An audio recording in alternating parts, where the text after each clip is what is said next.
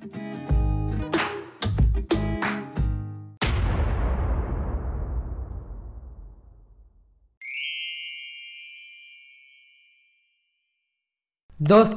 नमस्कार। आज फिर एक छोटी कहानी के साथ, कहानी छोटी लेकिन सीख बड़ी।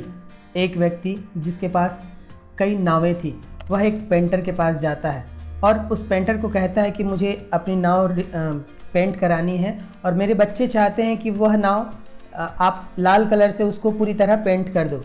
दूसरे दिन वह पेंटर आता है और नाव को जिस तरह से मालिक चाहता था उस नाव को उस तरह से पेंट करके उन लोग पैसे लेकर वापस चले आते हैं। दूसरे दिन जो नाव का मालिक रहता है वह पेंटर के घर पर पहुंचता है और एक बहुत बड़ी धनराशि उस पेंटर को देता है। पेंटर भौचक्का रह जाता है कि इतनी सारी धनराशि, पैसा तो बोलता है कि आपने कल दे ही दिया था, फिर इतनी धनराशि मुझे क्यों? तब नाव का मालिक कहता है कि यह धनराशि कुछ भी नहीं है, तुमने जो कार्य किया है उसके लिए मैं यह धनराशि भी बहुत छोटी है। तो वह पेंटर पूछता है कि ऐसा क्या हुआ? तो मालिक कहता है कि तुमने जो नाव में छेद थी उसकी मरम्मत कर दी थी और वह मेरे लिए बहुत बड़ा काम था। तब पेंटर कहता है कि वो छोटी सी तो एक मामूली छेद थी, हमें वह छेद दिखी, हमने उसको रिपेयर कर दिया। तब मालिक कहता है कि तुम मेरी बात नहीं समझे।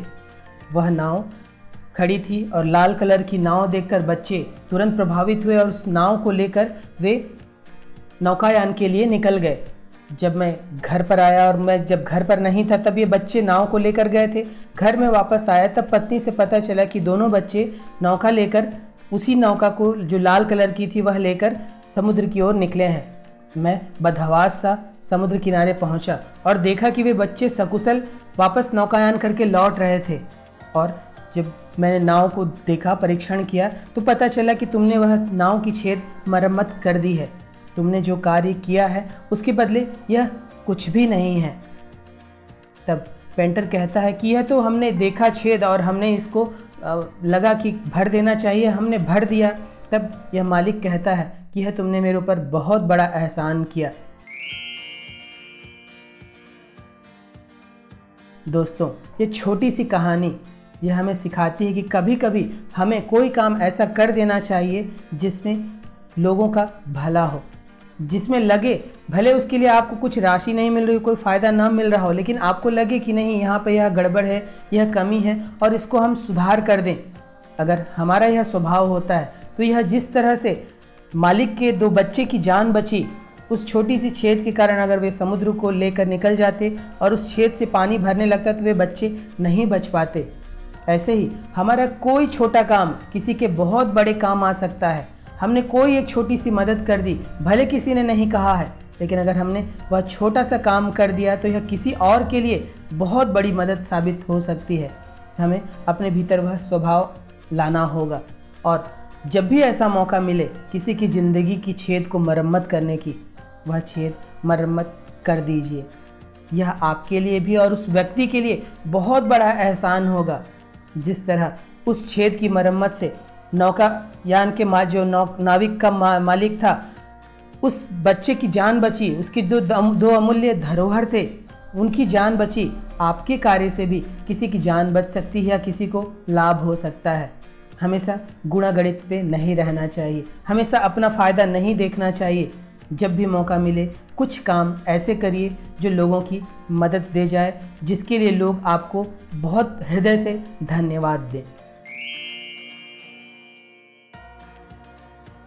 ऐसी ही एक छोटी सी कहानी जहाँ पर एक बदसूरत बतख ज़िंदगी से निराश होकर आत्महत्या तक को सोचता है, कैसे एक मदद से उसकी ज़िंदगी संवर जाती है।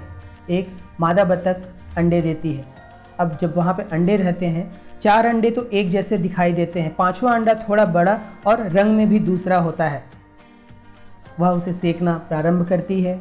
कुछ दिन के बाद में अंडे फूटते हैं, उसमें से 4 प्यारे प्यारे बतख निकलते हैं जो बहुत प्यारे होते हैं। वह मादा बतख उन्हें देखकर बहुत प्रसन्न भी होती है कि मेरे बच्चे कितने प्यारे प्यारे हैं।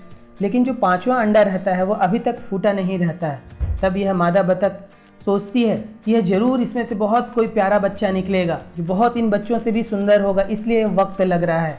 अब वह अंडों को सेकना फिर से प्रारंभ करती है, उसे गर्माहट देना फिर से प्रारंभ करती है। कुछ दिन के बाद अब वह अंडा फूटता है। जब अंडा फूटता है तब वहाँ से एक बच्चा निकलता है जो इन बच्चों से बिल्कुल अलग होता है और इन बच्चों से बदसूरत होता है। अब मादा यह देखकर बहुत दुखी होती है कि मेरा यह 5वां बच्चा कैसे इतना बदसूरत हो गया, मेरे बाकी बच्चे तो इतने खूबसूरत हैं। अब धीरे धीरे वह बच्चे जो चूज़े होते हैं वो बड़े होते हैं, साथ में खेलते हैं, तो कोई भी बदसूरत जो बतख रहता है उसके साथ खेलना नहीं चाहता। सब उसे चिढ़ाते हैं कि तुम बदसूरत हो, ऐसे हो वैसे हो। अब यह अपना पानी जहाँ रहता है वहाँ जाकर अपना अक्स भी देखता है, तो वह भी बोलता है कि सचमुच में वे बतख के बच्चे जो बतख हैं, मेरे भाई बहन हैं, वो कितने प्यारे हैं और मैं बहुत बदसूरत हूँ।